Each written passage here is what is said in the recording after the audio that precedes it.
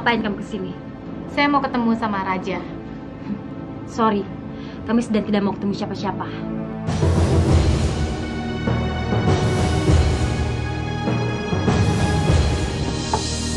Bentar. Saya juga nggak minat mau lama-lama di sini kok.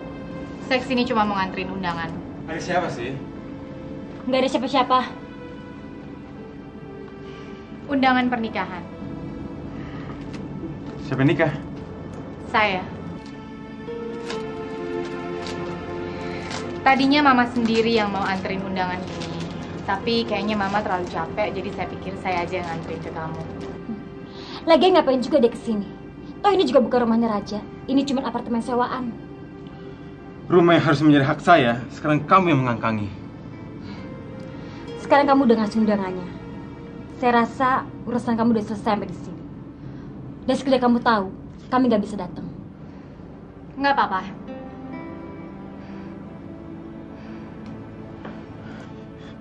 Mbak Dewi.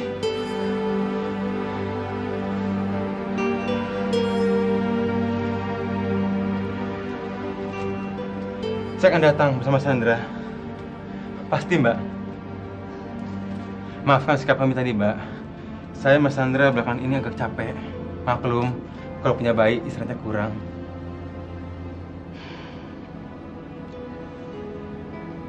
Gimana keadaan bayi kalian? Baik-baik aja, Mbak. Mbak Dewi mau lihat? Nih, Mbak. Tangan, Mbak. Kayaknya dia belum tidur, tuh. Nih, Mbak. Sandra, kamu mau mari turun, ya? Mbak. Sandra, cepetan, ya. Sekarang duduk, Mbak.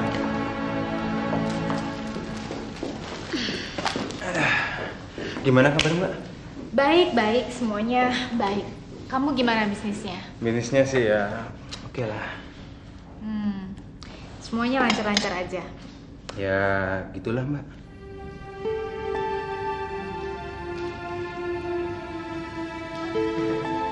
Nah, ya, jagoan kita.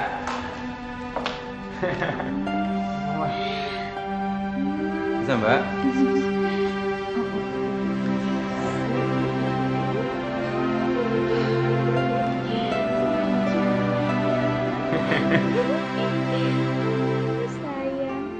Saya jadi inget waktu kamu masih kecil. Kata Mama, kamu waktu bayi kayak gini. Mirip ya, Mbak?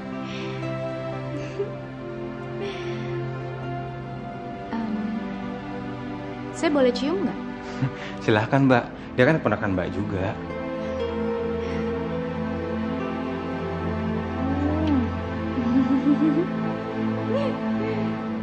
Lucunya Mario. Makasih ya.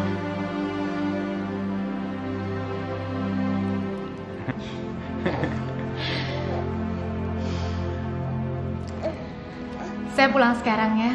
Soalnya Mama tunggu saya buat makan malam. Oke. Malam, Sandra. Sebentar ya, saya anterin Mbak Dewi ke bawah dulu.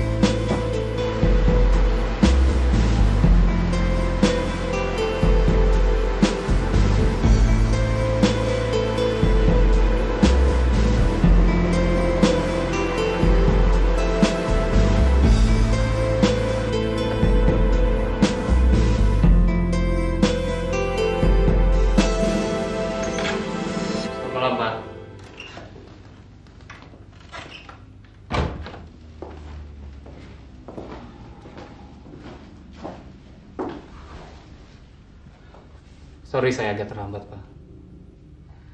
Tadi saya sudah bicara sama Dewi. Dia mau terima kamu. Dewi bilang dia tidak benci Papa lagi.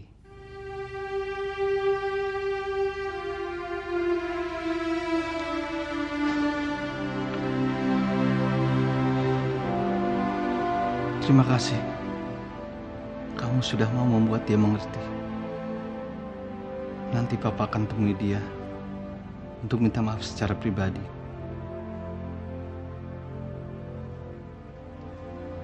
Barusan kamu bilang dia tidak membenci Papa.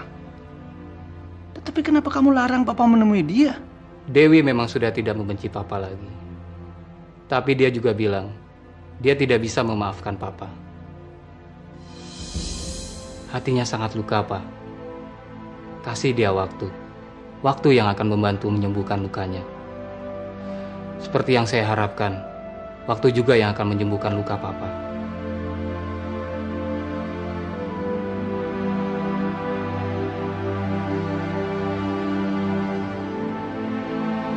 Sandra.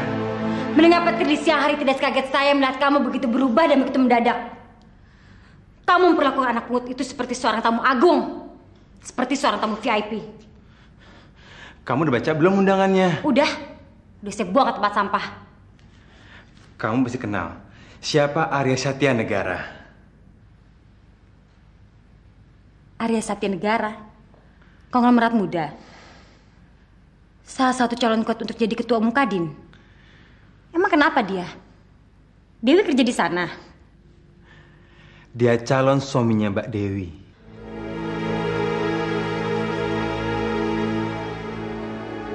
Nama Arya Satya Negara bukan nama monopoli satu orang. Mungkin ada 1000 orang punya nama itu di Jakarta. Dan bisa jadi calon suami anak pungut itu adalah seorang warga keturunan. Kamu salah. Dari awal saya udah punya feeling. Dan kenyataannya memang begitu. Emang kamu tanya sama dia? Kamu pikir saya begitu naif? Kalau saya tanya sama dia tahu dong kenapa sikap saya berubah 180 derajat. Lalu kamu tahu dari mana? Barusan dari lobi, saya telepon ke kantor Arya. Sapamnya bilang bahwa calon istrinya Arya itu adalah Dewi Fortuna. Bagaimana mungkin ya anak pungut murahan itu bisa menggait konglomerat? Itu, sampai sekarang saya masih bingung. Kemampuan akademisnya memang harus diakui. Tapi dalam kehidupan, saya pikir selama ini dia perempuan yang bodoh. Betul-betul mengherankan kalau dia bisa begitu lihai dan bisa menggait kakap yang begitu besar. Selihai apapun dia, emosinya sangat mudah dipermainkan. Dia sadar bahwa dia hanya anak pungut yang diambil di tempat sampah. Sebagai kompensasi, dia selalu memperlihatkan dirinya sebagai anak yang paling baik dan paling manis. Kamu ingat bagaimana kita membuat dia bisa menyerahkan perusahaan Papa kepada kita?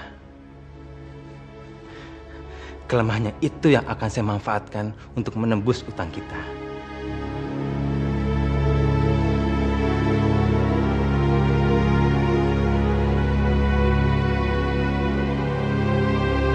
Tidak tersinggung ketika kalian berusaha menebus sikap kalian pada dia selama ini dengan memberinya uang 5 juta dan janji akan membantunya setiap bulan. Ternyata waktu itu dia sudah punya calon menantu yang konglomerat.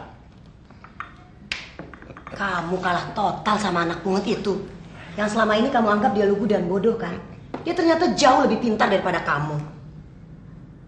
Kamu pikir dia berikan seluruh perusahaannya kepada kamu. Kamu tahu nggak kenapa? Karena dia sudah menggait seorang konglomerat. Mama ini ngomong apa sih? Nanti kan kedengaran raja, Mas. Anda kan bisa nggak enak. Kenapa kamu harus nggak enak sih? Orang dia lagi tidur.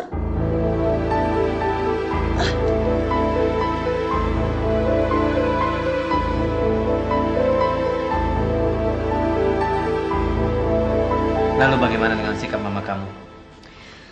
Ya, sampai saya berangkat ke sini, Mama masih heran. Jusnya, Den? Iya, makasih biasa. Dalam. Iya sih. Iya. Rasanya Mama sampai nggak percaya ya. Kenapa kok sifat Raja berubah begitu mendadak? Tapi Mama tetap ngotot supaya saya harus hati-hati terhadap orang yang mulut dan lidahnya penuh dengan pujian. Karena biasanya menyusuli pujian itu di baliknya ada tangan yang menadah untuk minta-minta. Tapi saya tetap yakin kalau Raja bukan bermaksud untuk memberikan pujian. Tapi karena memang dia menyesali perbuatannya. Sikap mama kamu itu wajar. Kalau saya dalam posisi mama kamu, saya akan bersikap yang sama. Sikap orang yang mendadak baik dari biasa orang yang memusuhi kalian, itu sama dengan sanjungan daripada pengemis. Saya nggak sependapat ya sama sikap itu. Bagaimanapun kerasnya batu, kalau terus-menerus ditetesi air kan lama-lama batu itu juga akan berlubang. Apalagi Raja. Bagaimanapun juga, dia adalah darah daging mama saya. Dan dari dalam lubuk hati saya, dia tetap adik saya. Orang yang berhati baik, kadang-kadang naif dalam menilai seseorang. Kalau kita terus-menerus pakai kacamata hitam, bagaimana kita mau melihat dunia ini menjadi terang? Gini aja deh, daripada kamu terus berdebat dengan mama kamu, dan kamu berdebat dengan saya, lebih baik kita menunggu perkembangan saja, Deo. Keputusan yang emosional tidak sama dengan kita memandang dunia dengan kacamata putih.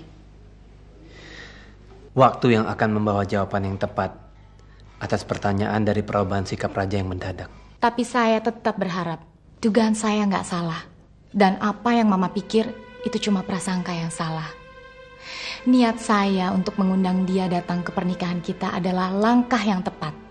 Bukannya memberikan dia peluang untuk sekedar menadahkan tangannya seperti yang Mama pikir.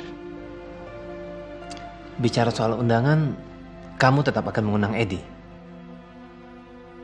Mengundang Edi bagi saya adalah tetap merupakan pukulan terakhir untuk betul-betul menghancurkan Dr. Niko. Kamu sudah bicara tentang Dr. Niko sama mama kamu? Belum. Tapi sebelum saya mengirimkan undangan itu, saya pasti akan bicara sama Mama. Saya akan pilih waktu yang tepat dalam beberapa hari ini. Menurut Mama, ini saat yang tepat sekali untuk kalian mainkan strategi kalian. Sandra, Mama yakin sekali kalau kado itu kamu berikan kepada anak pungut itu, pasti emosinya akan lumpuh. Begitu emosinya kalian kuasai, pasti segala permintaan Raja dia kabulkan. Percayalah.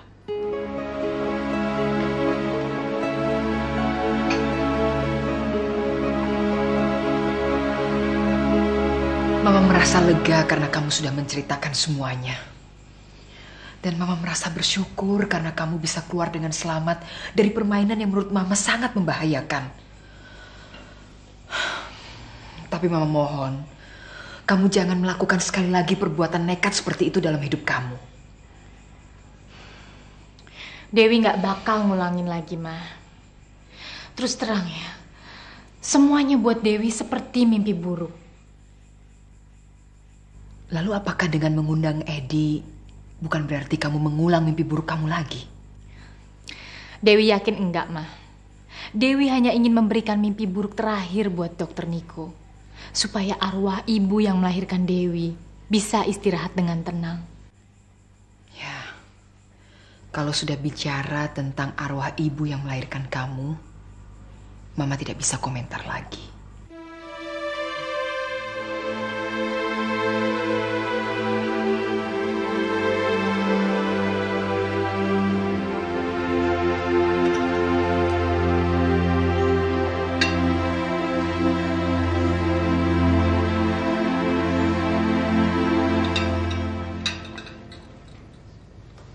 Pak, jangan paksa Papa. Ini udah lebih baik daripada Papa nggak makan sama sekali. Sorry, Pak. Nggak apa-apa. Papa tahu kamu sayang sama Papa. Maaf, Pak. Ada undangan buat Mas Edi. Terima kasih. Kamu baru kembali sudah dapat undangan.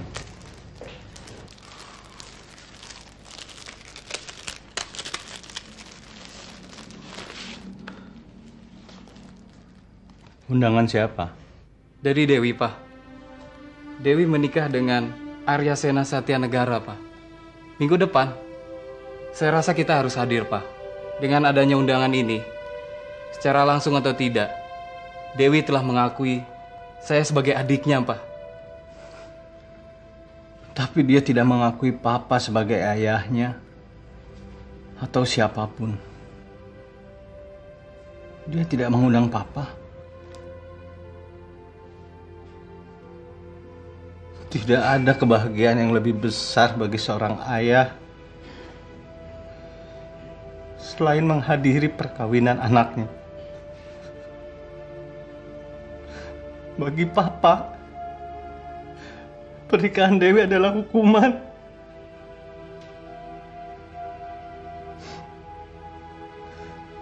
Papa adalah seorang ayah yang hanya bisa memberi doa restu dari kejauhan, tanpa bisa melihat kebahagiaan anaknya dan melihat anaknya dengan gaun pengantin.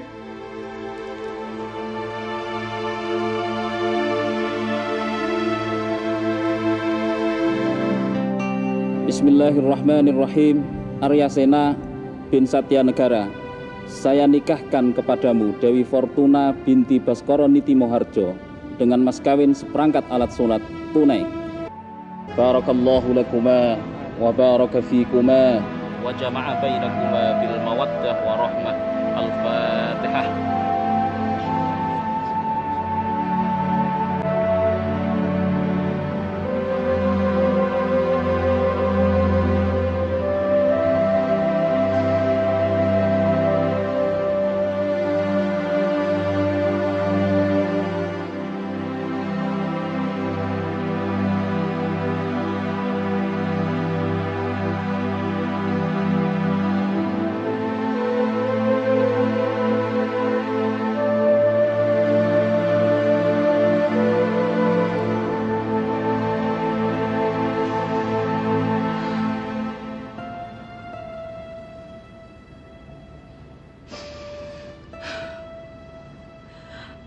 Dengan segala kekurangan Mama sebagai seorang ibu,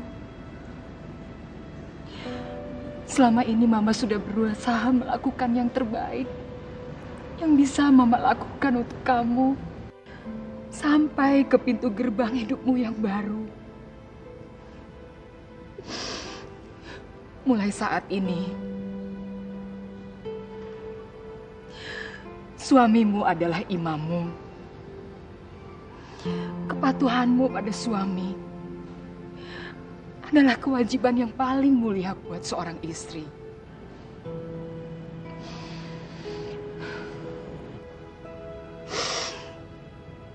Mama lepaskan kamu dengan doa, sayang.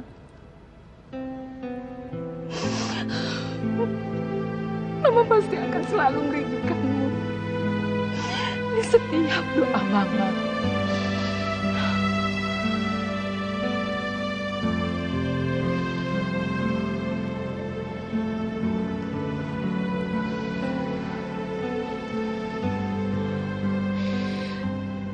Terima kasih, Ma, atas semua yang sudah Mama berikan buat Dewi. Dan atas doa yang akan Mama panjatkan buat Dewi dan suami Dewi.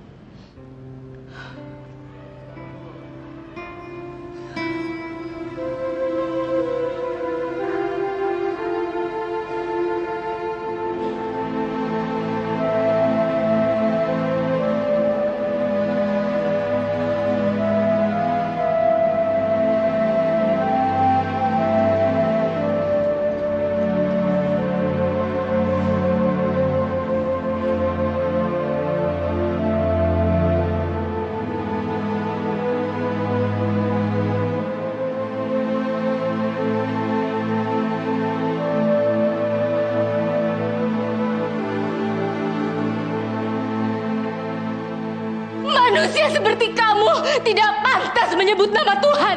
Dan kamu juga tidak punya hak untuk menyebut saya anak kamu. Karena kamu sudah membuang hak itu ke tempat sampah.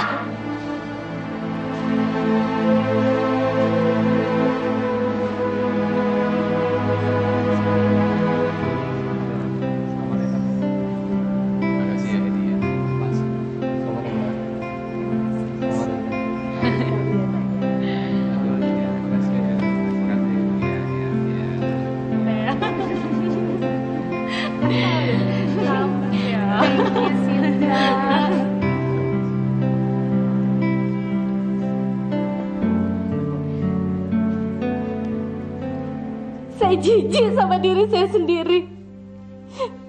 Karena dalam tubuh saya mengalir darah manusia yang lebih kotor daripada iblis.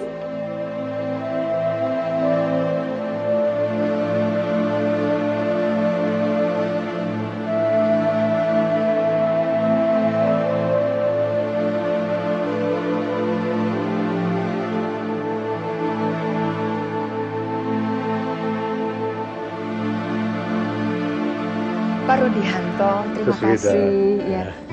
Ikut berbahagia kami. Ibu mana? Wah, maafkan kami. Dia masih juga belum sadar. Maafkan. Nggak apa-apa. Sekali lagi selamat. Terima kasih. Terima kasih, Pak. Selamat ya, Ma.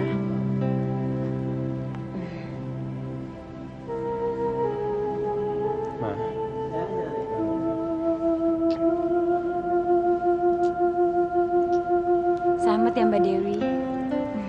Terima kasih Sandra. Mbak, ini memang tidak lazim dilakukan orang. Tapi saya mohon Mbak nerima ini sebagai permintaan maaf dari sikap kami selama ini.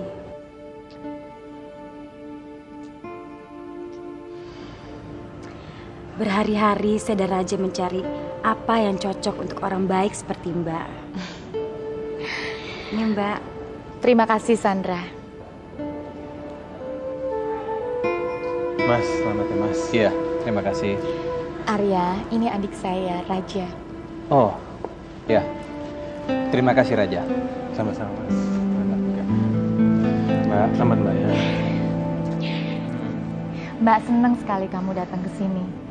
Iya Mbak, terima kasih dan selamat Mbak ya. Terima kasih ya.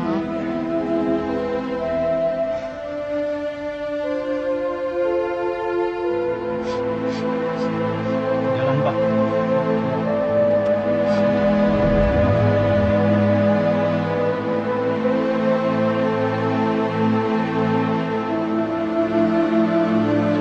Menghapuskan nama Papa sama sekali dalam perjalanan hidupnya.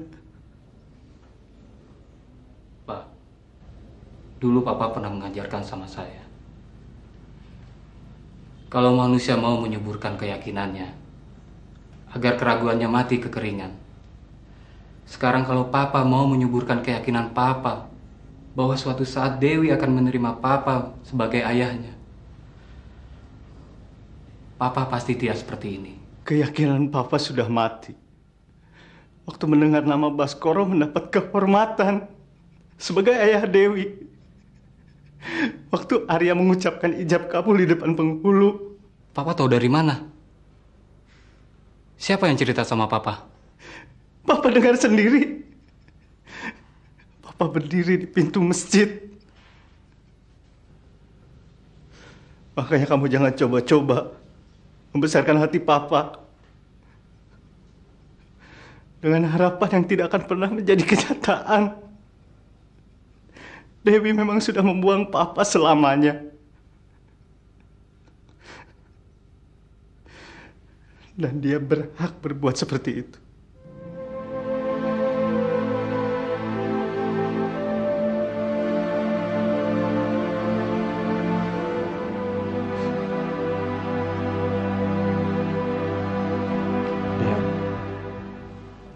Saya masih nggak percaya kalau akhirnya saya bisa mencapai sukses yang paling gemilang dalam hidup saya. Saya akhirnya berhasil membujuk kamu untuk jadi istri saya. Saya juga nggak pernah mimpi bahwa impian yang sudah saya hapus dalam tidur saya ternyata sekarang malahan menjadi kenyataan dalam hidup saya. Theo, sekarang saya merasa betapa bodohnya saya dulu. Sampai-sampai saya tidak merasa getaran cinta kamu.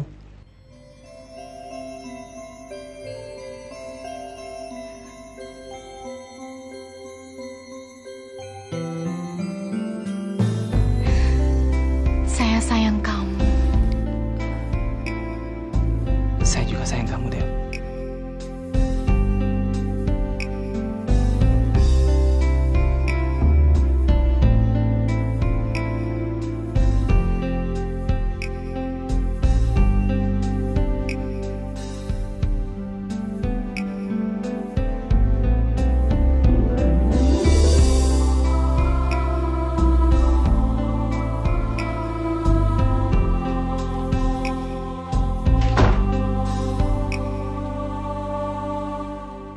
Aduh, nih orang udah bangun, udah duduk, malah tidur lagi.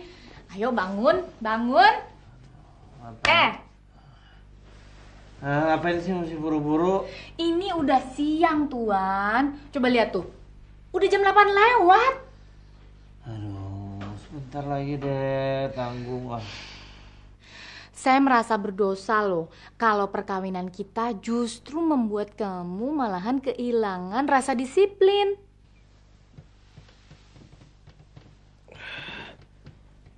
Galak amat sih kamu. Almarhum opa saja tidak pernah membangunkan saya dengan cara seperti ini loh. Pantesan kamu jadi manja.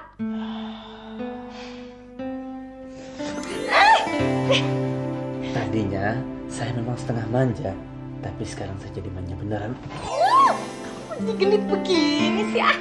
Saya kan jadi ngerit gara-gara kamu.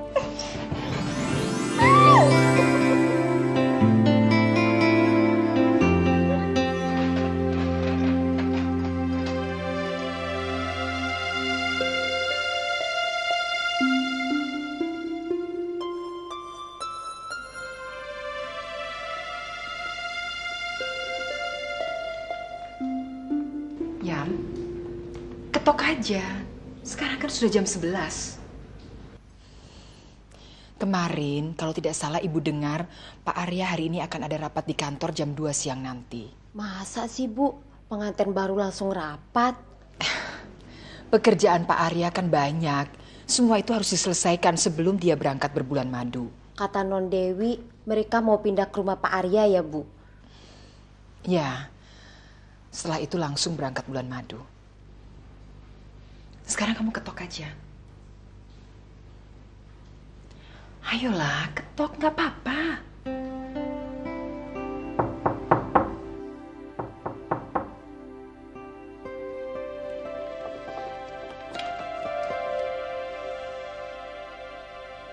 Hah?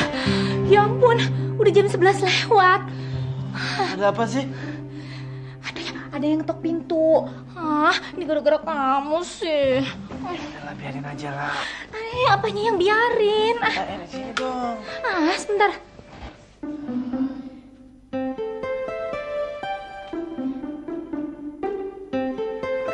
Pagi, Mas.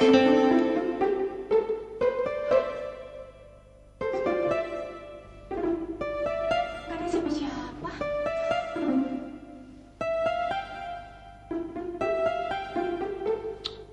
Kamu sih.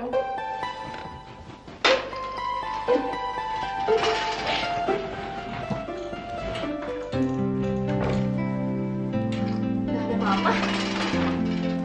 Kamu sih. Kamu tuh gara-garanya.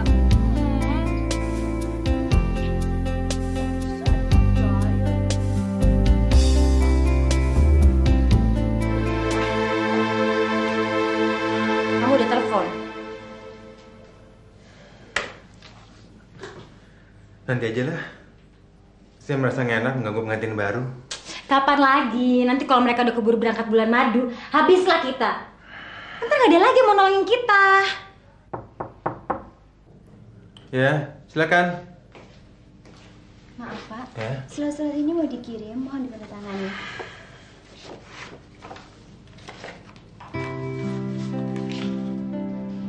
Mendung di dalam kehidupan kita sekarang sudah mulai menyibak ya, Ma. Dewi merasa kebahagiaan kita semakin lengkap. Mama menginginkan Dewi menikah. Dan sekarang Dewi sudah jadi istri Arya. Dan adik Dewi yang hilang sekarang sudah mulai melangkah kembali ke dalam kehidupan kita. Ya, mudah-mudahan saja. Kado yang dibelikan oleh Sandra itu bukan umpan besar untuk mendapatkan ikan yang lebih besar. Nggak baik berprasangka jelek terus, Ma. Yang mereka kasih ke kita itu kan sebagian dari keuntungan perusahaan untuk kita yang selama ini mereka kuasai. Dan Mama kan juga sudah pernah menolak niat Raja untuk membantu keuangan Mama. Sekarang mereka melihat kesempatan untuk menunjukkan niat baik mereka.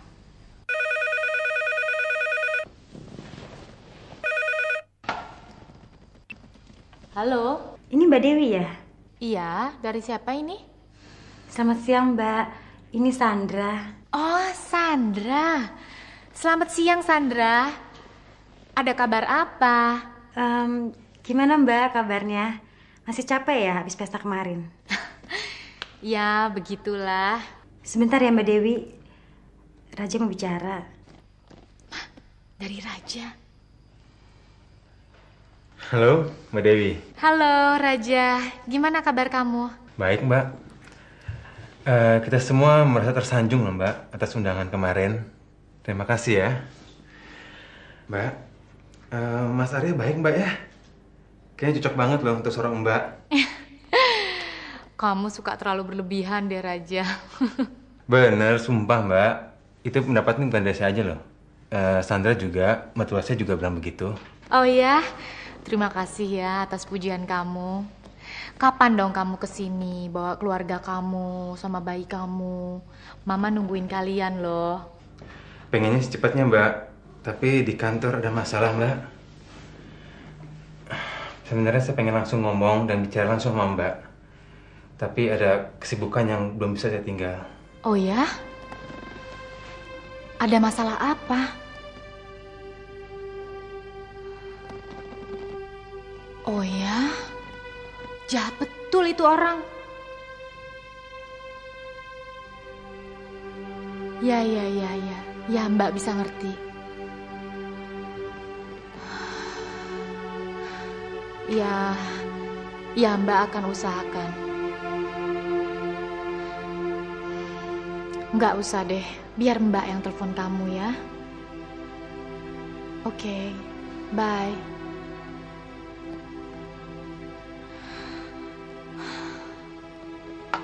Ada apa sih? Dia bilang apa sama kamu?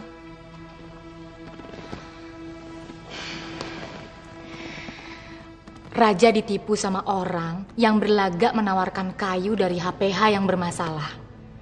Padahal untuk bisnis itu dia udah pinjam dari orang lain, Ma. Lalu? Raja perlu uang 3 miliar untuk bayar utang-utangnya. Minggu depan dia kembaliin. Dan Raja minta Dewi untuk bicara sama Arya. Apa?